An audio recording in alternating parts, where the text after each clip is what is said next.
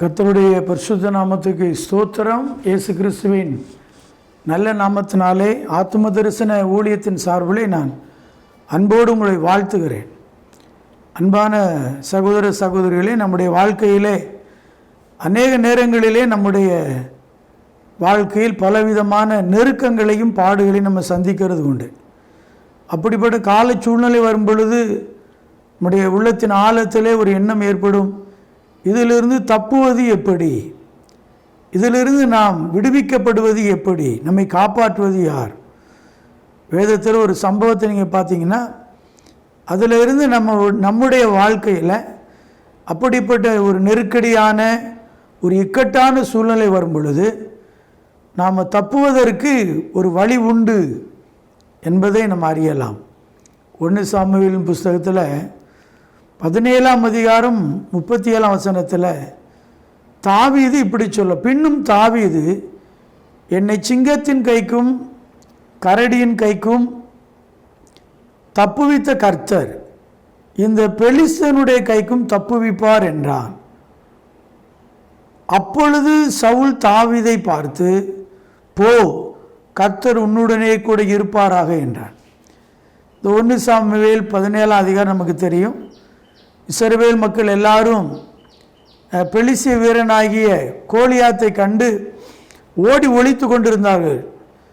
இஸ்ரவேல் ராஜாவாகிய சவுல் பயந்தான், அவனுடைய படை பயந்தது.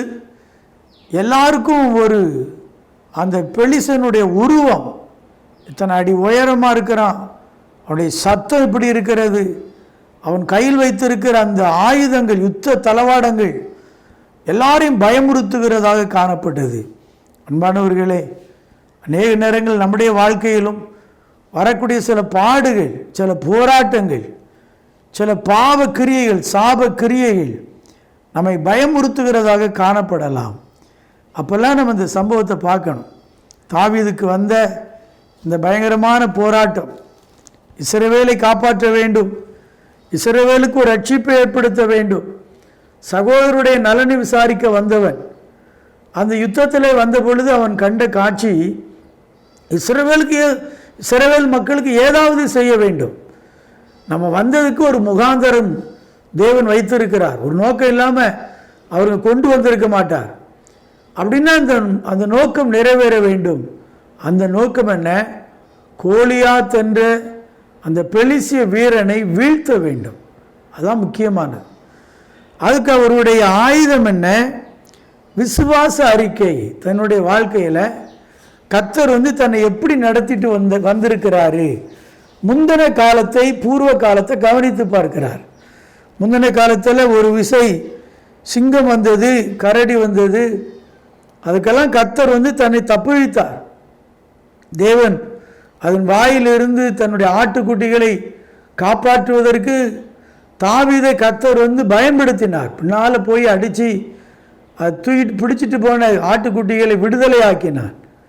இப்போ அதே அனுபவத்தை வச்சுட்டு தான் தாவீது சொல்கிறாரு, இந்த விருத்த சேதனம் இல்லாத மனிதனும் அந்த மிருகத்திற்கு ஒப்பாக இருக்கிறான். இவனும் பெரிய மாவீரன் அல்ல, இவன் ஒரு மிருகம்.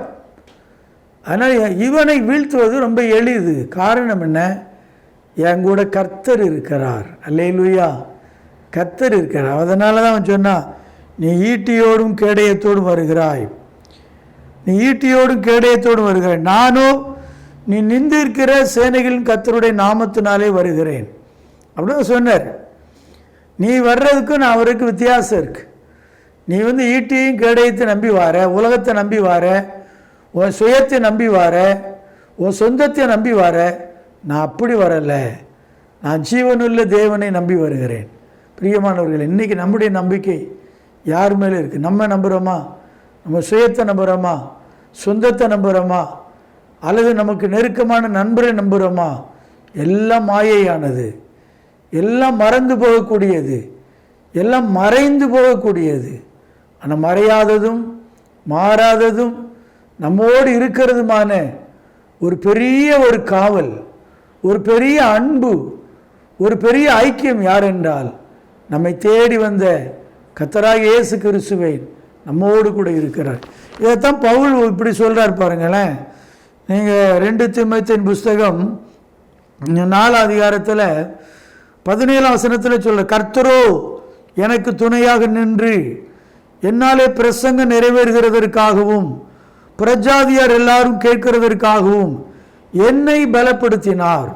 சிங்கத்தின் வாயிலிருந்தும் நான் ரட்சிக்கப்பட்டேன் அப்படிங்கிறார். அவர் பவுலுடைய வாழ்க்கையிலையும் இந்த மாதிரியான பாடு வந்திருக்குது. இந்த மாதிரியான துஷ்ட மிருகத்தோடு அவர் போராடக்கூடிய நிலையில் அவர் சிறைக்குள்ள தள்ளப்பட்டு இருக்கிறார். ஆனாலும் கர்த்தர் துணையாய் நின்றார். தேவன் துணையாய் நின்று, எதற்காக துணையாய் நின்றாரும்? பிரசங்கம் நிறைவேறுவதற்கு. இன்னைக்கு கர்த்தர் நம்ம ஏன் வச்சிருக்கிறாரு? நம்மக்கிட்ட அவர் வார்த்தையை தந்திருக்கிறார். அவர் தந்திருக்கிற அந்த வேத சத்தியத்தை நாம் அறிந்து கொண்டதை அறியாத ஜனங்களுக்கு அறிவித்து விட வேண்டும். அதனால் பிரியமான சகோதரனே, சகோதரி, நீங்களும் நானும் ரட்சிக்கப்பட்டதோடு நின்று விடக்கூடாது. ரட்சிக்கப்படாத ஜனங்களுக்காக நம்ம என்ன பிரயாசப்படுகிறோம்? அவர்களுக்காக ஜெபிக்கிறோமா? அவர்களை தேடி போய் அவர்களுக்காக சுவிசேஷத்தை அறிவிக்கிறோமா? இதை நாம் செய்ய தவறுமையானால் இரத்த பழி நம் தலையின் மீது சுமத்தப்படும். இதைக்கு நாம் நீங்களாகும்படிக்கு கர்த்தருடைய துணையை நாடி நாம் சுவிசேஷத்தை சொல்லுகிற பாத்திரங்களாய் மாறுவோம். கர்த்தர் நமக்காக நின்று நம்மை ஆண்டவர் அநேக தீங்குகளுக்கு, பாடுகளுக்கு, போராட்டங்களுக்கு கர்த்தர் விலக்கி பாதுகாப்பாராக. ஆமென், ஆமென்.